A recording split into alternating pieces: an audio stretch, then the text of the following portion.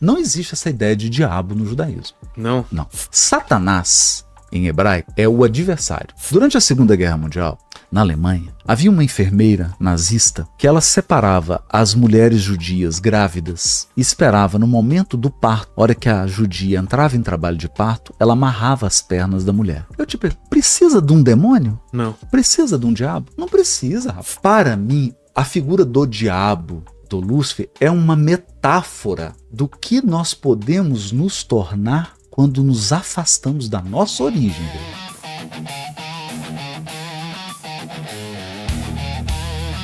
Desnecessário. Porque, veja, a gente tem na Bíblia tantos fatos de algo que transcende ao corpo, poxa. Jesus curando as pessoas, Saul com Samuel. Ressuscitando. Tem tanta coisa, Elias, sonhos, José no Egito, tendo intuições, tendo sonhos. Isso era tão comum. Por que em determinado... Fala até de viagem astral, né? De fio de prata, ligação do corpo com o saindo do corpo. É. Daniel, o próprio Davi, todos os profetas falam, sair. Paulo fala. Um homem, não sei se no corpo ou fora dele, Deus o sabe, foi até o terceiro céu. Por que terceiro céu? Os judeus acreditavam que você tem 7 céus. Olha que legal isso. Porque o sétimo é onde está Deus. É um ambiente de extrema pureza. É o que a gente chamaria do paraíso. Tá. E tem o nível 6, nível 5, nível 4, que vai descendo de acordo com o avanço intelectual e moral do habitante. Mas o bonito é que tem lugar para todo mundo, viu, Vilela? Tem lugar para todo mundo. Mas Deus está na pureza máxima. Ele é o santo, né? O santo dos santos, como diz os judeus, né? Deus é Deus, né? Agora olha que legal. O Paulo falando isso, ser um homem que eu acho que é ele mesmo. Foi até o terceiro céu, quer dizer, foi uma região espiritual que não era ainda a top da top, não. E lá encontrou com um homem e conversou. Quer dizer, isso está repleto. A gente tem Simão Pedro em Atos dos Apóstolos falando do centurião que apareceu para ele em sonho e falou: Simão, vem até mim. O Simão acordou, foi lá, realmente estava o centurião esperando ele e esse centurião se converteu ao cristianismo. Está repleto disso. Para que separar? Para que a gente ignorar isso, né?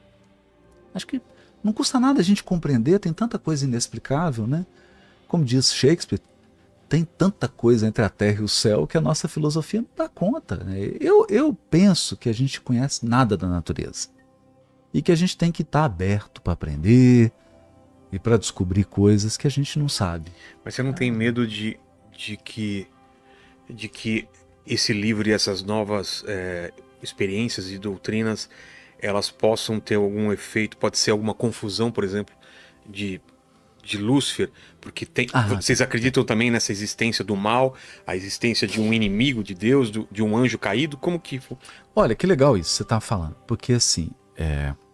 Porque pode ser alguma coisa se passando por outra, sabe? Agora olha que legal, no judaísmo,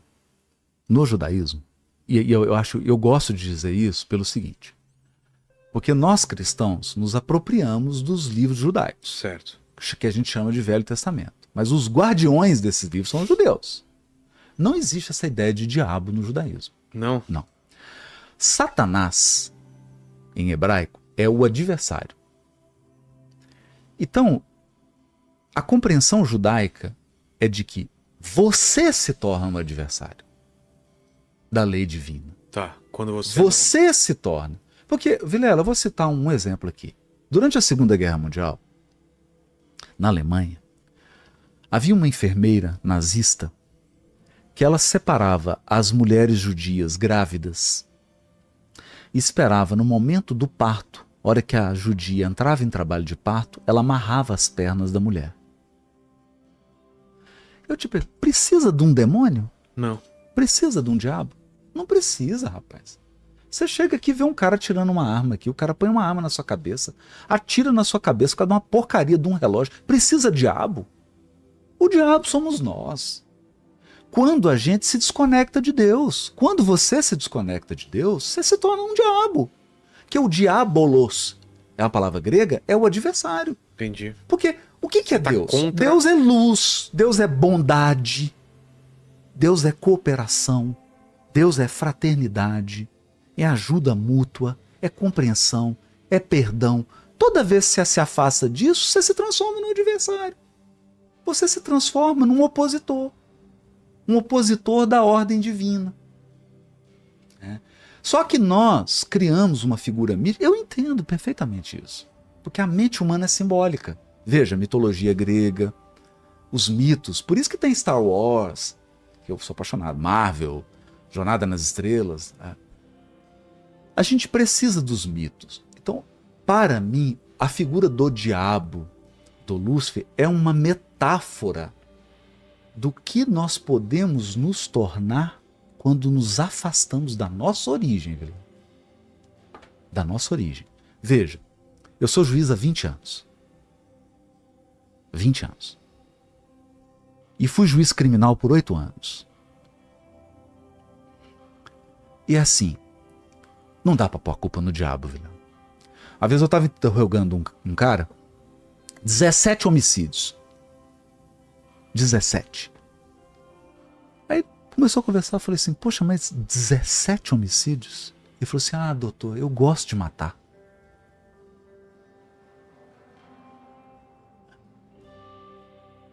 E aí assim você vai pensando, né?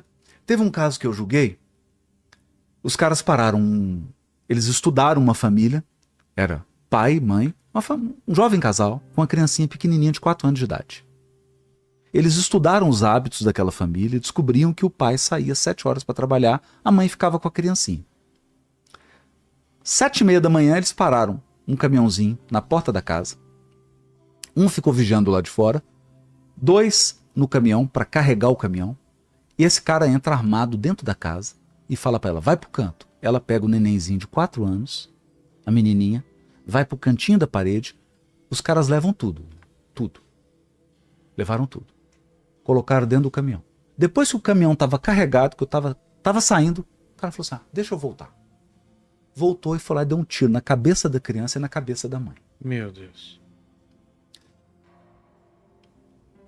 Precisa de diabo? Quer dizer, eu vou criar um diabo para colocar a responsabilidade dele pelas minhas escolhas? Esse cara escolheu fazer isso, pô. Por que ele não roubou e foi embora? Covarde. Voltou lá só para matar a criança. O cara fez a escolha.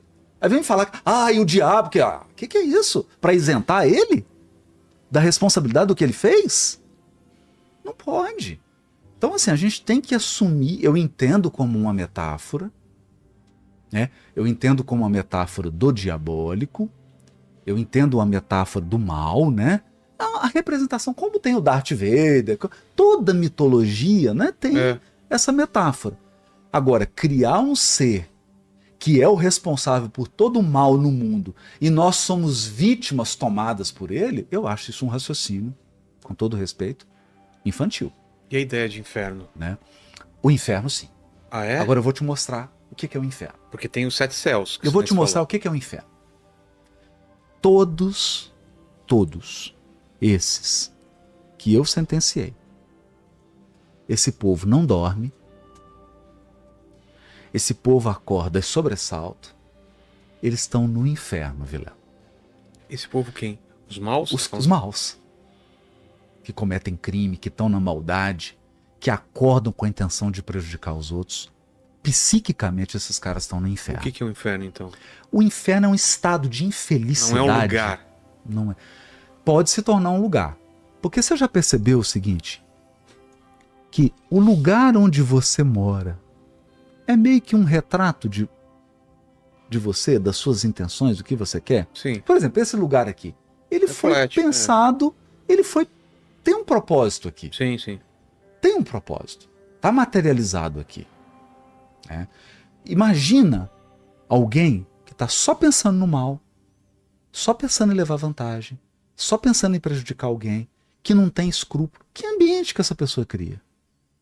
É um ambiente de tormento. Eu, graças a Deus, Vilela, tenho a oportunidade de analisar isso do ponto de vista jurídico, como juiz, do ponto de vista psicológico. Né? E eu posso te afirmar, é uma convicção pessoal minha. Vilela, nós não fomos criados para odiar.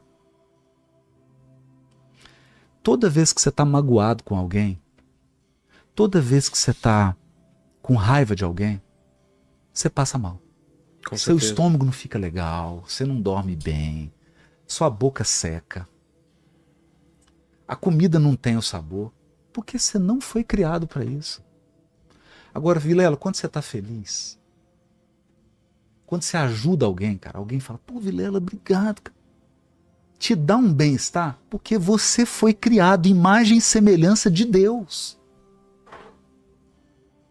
Você foi criado centelha divina. Você foi criado para amar, para perdoar, para auxiliar, para ser bom. Toda vez que você sai desse molde divino e quer criar uma coisa própria, dá ruim. Qual que é a ideia de pecado, então, dentro da doutrina espírita? A ideia de pecado na doutrina espírita é de um desvio da lei divina. Eu saio do projeto, que é o que está lá em Adão e Eva. Eu saio Eu quero ser como Deus. Quero ser como Deus. O que é eu quero ser como Deus? Eu chego para Deus e Quero ser falo dono assim, da minha vida e eu decidi falo, cara, e dar tchau para ele. Não tchau. preciso de você. Não preciso de você, não estou nem aí para suas regras, quem manda aqui sou eu, sob nova direção. Entendi. Aí dá errado, pô. Claro que dá errado. Claro que dá errado. Porque a nossa natureza é limitada. Você é cheio de instintos. Você, claro que você está voltado.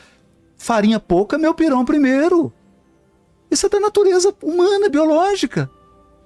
Se você não tiver um ponto de conexão com o divino, você não consegue sobrepujar essa fragilidade humana.